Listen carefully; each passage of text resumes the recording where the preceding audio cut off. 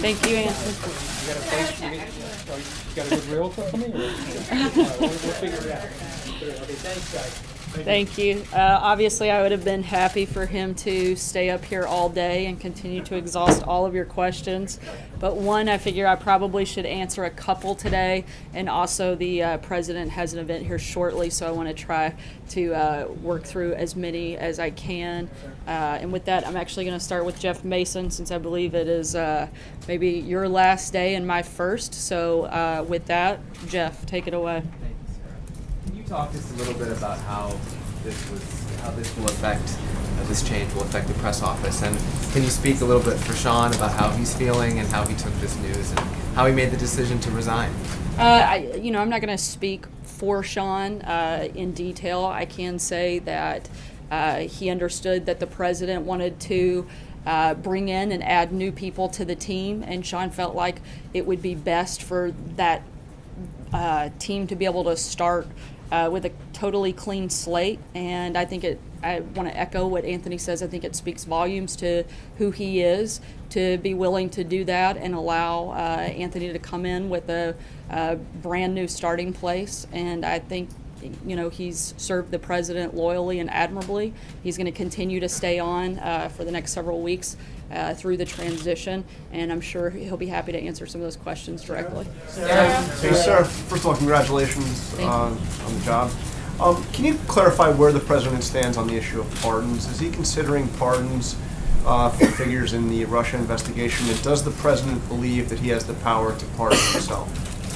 Look, I'd refer you to the comments that have already been made by the outside counsel in terms of their actions. The president maintains pardon powers like any president would, but there are no announcements or planned announcements on that front whatsoever. Power to pardon himself? Does he believe that he has the power to pardon himself? Like I said, I don't have anything to add beyond what the outside counsel has already stated on that front. In his interview with the New York Times, he raised questions about Robert Mueller. Does he endorse his legal team's efforts to undermine Robert Mueller's credibility? Again, the president has absolutely nothing to do with any of the allegations that are being made. I think he's maintained that, and he wants them to complete their process as quickly as possible so that we can move on from the ridiculousness of all things Russia and Russia fever. But to the question that I asked, does he endorse his legal team's efforts to undermine the credibility of the special counsel? I'm not aware of those details, and that's something you would have to ask. New York That's something Times you would have to ask his interview. legal team. I'm not part of that process, so I wouldn't be able to On answer health that. care, what does the president want the Senate to vote on next week? I think he wants to, as Mark Short stated earlier this week, and as we've repeated many times before, the president's preference is to repeal and replace Obamacare.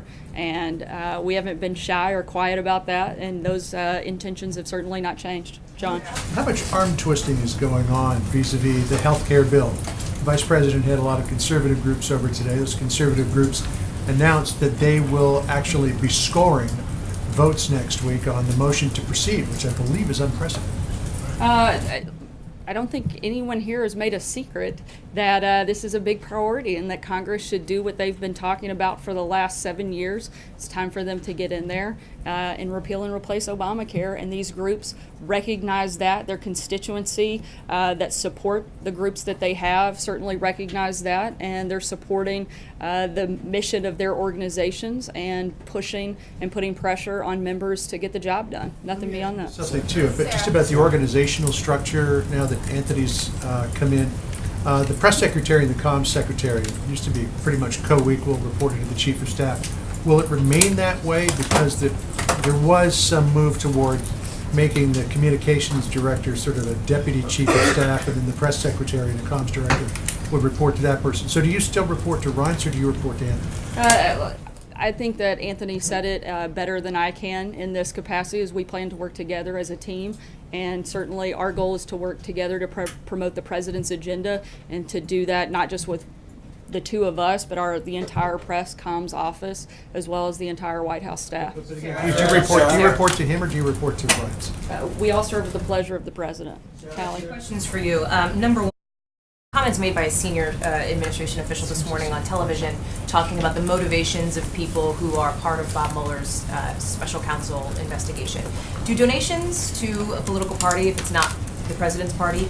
Does the president believe that disqualifies those people from being part of this special counsel? I don't know that we're putting out a litmus test, but again, questions regarding that, I would direct you to the outside counsel that's running that part of the process. Question about National Security Advisor McMaster. Does the president have confidence in his National Security Advisor? I have no reason to believe otherwise. Sure. Alex? The president clearly doesn't want special counsel, he said he doesn't want special counsel Robert Mueller to look into his finances, but the intelligence committee is already looking into financial data from the Treasury Department. Is there anything the White House can do to stop that? Look, again, the president's point is that he doesn't want the special counsel to move beyond the scope and outside of its mission. And the president's been very clear, as have his accountants and team, that he has no financial dealings with Russia. And so I think we've been extremely clear on that. Blake? Last time when it became apparent in the House, the first go around on the healthcare bill there, that it was going to fail, it was pulled at the last minute within the last hour or two. When you look at both the repeal and replace potential and the repeal only potential, the numbers suggest that they don't have the votes and it's set up to fail. Why does the White House believe this time around that a vote should proceed? Again, we're continued to be focused on repealing and replacing Obamacare, and we're not going to stop until we can continue to move that forward and get that done. Not only have we wanted to commit to that, but frankly, a lot of the members of the Senate and the House have not only committed but campaigned on that, and it's time for them to step up and get that done. The president believes that a vote should take place at some point next week on some sort of a bill, one way or another. I don't think you can repeal and replace Obamacare without a vote, so I think it would be a pretty necessary part of the process. John? Yeah. Thank you, Sarah. I just want to get something straight. Earlier in the week, you indicated the White House was not opposed to outright repeal. And then based on your remarks today and Mark Short's 2 days ago, you seem to favor repeal and replace. Does that mean you are against the outright repeal bill that Congressman Biggs has introduced to the Not House? against, but again, as Mark said earlier this week, our preference is to repeal and replace. Trey? Thanks, Sarah. 2 questions for you. Can you take us through the process of how the president decided to hire this new communications director, Anthony Scaramucci? And moving forward, what will his role be in terms of objectives that the president wants him to meet? As Anthony said, he's known the president a long time. He's been a loyal supporter of the president, and Anthony's somebody who has come from nothing and built an incredible, I think several incredible companies, and he's one of the most successful, smart people that the president could put on his team, and the president recognized that and wanted him to be a part of this process. I think very early on he was a very strong advocate throughout the transition, and this has just been part of the process to bring him inside the White House. Follow up on Rob Mueller. Does President Trump have confidence that Robert Mueller will conduct a fair investigation? At this point, I don't have any reason to see otherwise, but I have not had a chance to ask the president, and I'd want to get clarity on that before I comment. Zeke? Thanks, Sarah. Starting January 20th, this administration has cycled through, has seen departures of a deputy chief of staff, a national security advisor, a communications director, a press secretary, several other roles inside this building and across the street. What does that say about sort of the efforts to staff up this administration at the start? What has the president learned about his team, about himself as president? And can you explain sort of that very high turnover rate that we've seen over the last 6 months? You would have to ask the president what he's learned in that process. And I can tell you, though, I think what we've all learned in that process is that working together and working to accomplish the things that the American people elected the president to do is our focus. It's what we come here every day to do. We're a lot less focused on the who, but the what, and we're going to continue doing that every single day. Jim? Do you not see that as a chaotic turnover? No, I don't see it as chaotic. Jim? Sarah, is the White House concerned? If you want to see chaos, Zeke, you should come to my house early in the morning when my 3 kids are running around. That's chaos. This is nothing.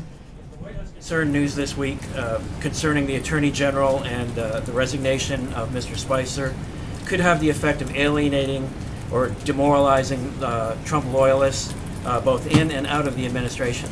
I think that Trump loyalists particularly within the administration, but certainly across the country, are energized by the accomplishments of the president in the first 6 months. Stock market's at a high, jobs are growing, regulations are coming off, the country's becoming more secure, the border's becoming more secure, immigration is down. I think we have a lot of things to celebrate, a lot of things to be excited about, and I think our morale is pretty high. Take one last, Steve. First of all, congratulations. Thank you. Promotion. Just wondering if you approach this new role with excitement, with trepidation, apprehension, and if you could reflect on these last 6 months in one day on what you've learned about how it is to speak for the president. Is it a tough job? Have you found it easy?